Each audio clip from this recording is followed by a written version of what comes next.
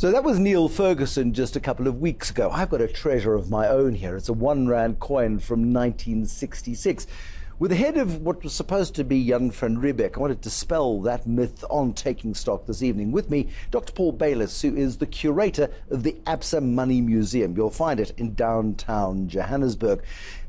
Is this really Jan van Riebeeck on this coin? Probably one of our greatest myths, but no, it's not, Bruce.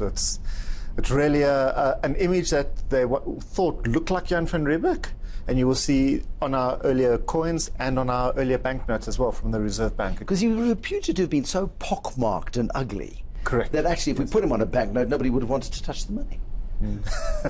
That's the legend anyway. I mean, yes. Dead men can't sue, so we'll be fine. Take me back, please. I mean, Neil Ferguson just talking about the evolution of money from people using shells and using all kinds of trinkets of means of exchange for centuries, long before we see the emergence of coins with Caesar's heads on them, and then later on banknotes, and then into the future cryptocurrencies.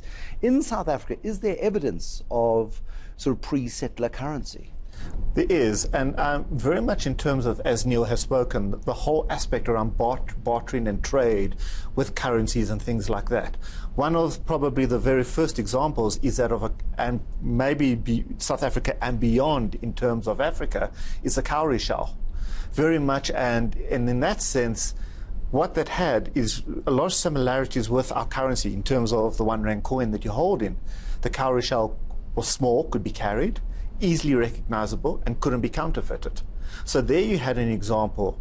But also very much anything that had a metal content or something that could be used would be used in terms of bartering and trade, prior to then the evolution of a more formal currency entering the continent. I mean, we know from Mapungubwe that people were working gold, were working precious metals centuries ago. Is there evidence that people were using that raw material, that metal, that gold, maybe even silver, as a means of exchange back then? Did it have a value? It was really, there was a value attached to it, even in terms of silver, bronze, gold as well. And anything that between the two parties, that they would then actually assign a value very much to it. An example in terms of the San people, an ostrich eggshell, or an ostrich egg in that sense, had a value in that it could be used in terms of carrying water and things like that. So it was very much decided between the groups. And I think even today, in today's world, where we do have a formal currency, there are still examples of bartering and trade going on. And between two parties, what you then attach to the value of those two items. I mean, a 200 Rand note only has value because I believe it's got value. Correct.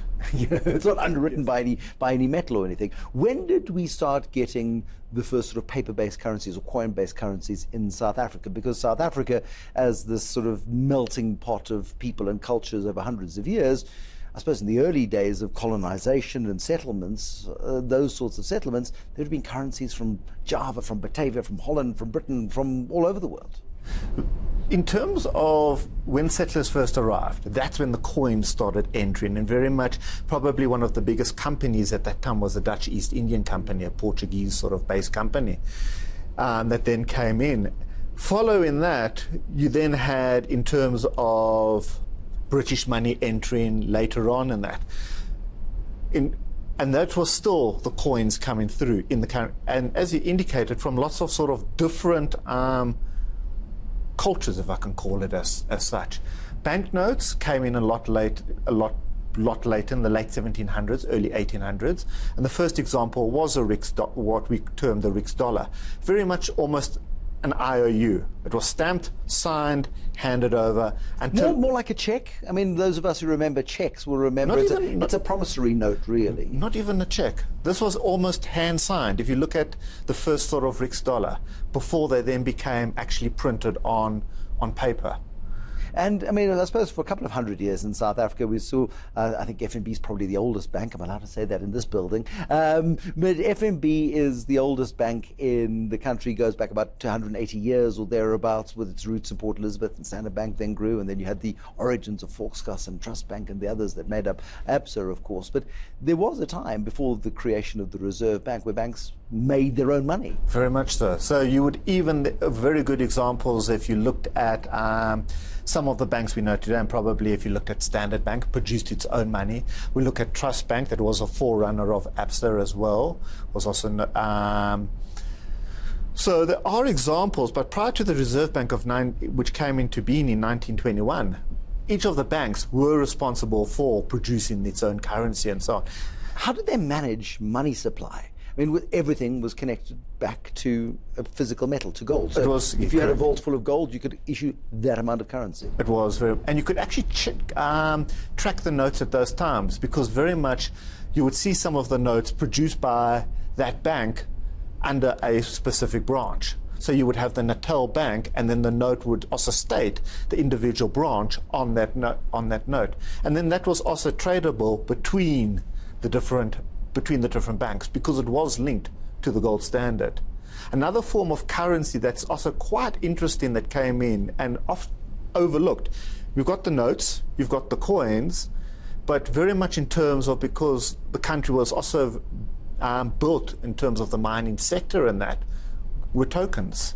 I mean, probably the most obvious sort of token that we have today would be a casino chip. Yeah. But I mean, you would have very much in terms of bus tokens, trading store tokens and things like that, that miners were then paid, and they could then redeem these tokens for goods at a neighboring trading store. It all goes down to our faith in whether or not the thing that we're trading, whether it be a banknote today, whether it be a coin, or whether it be one of those tokens or a cowrie shell, we believe it has value, and and the person accepting from us believes it has the same amount of value, and that's the advantage of currency. Correct. And I think we've moved very much from a sort of a currency that where one would go where cash is king, in the sense of walking around with your wallet with a number of banknotes. And thanks to technology, we've now moved very much into sort of debit and check cards, credit cards, and as you said, more recently into a whole sort of cryptocurrency. So it'd be very interesting to see how, with technology, it evolves into the future.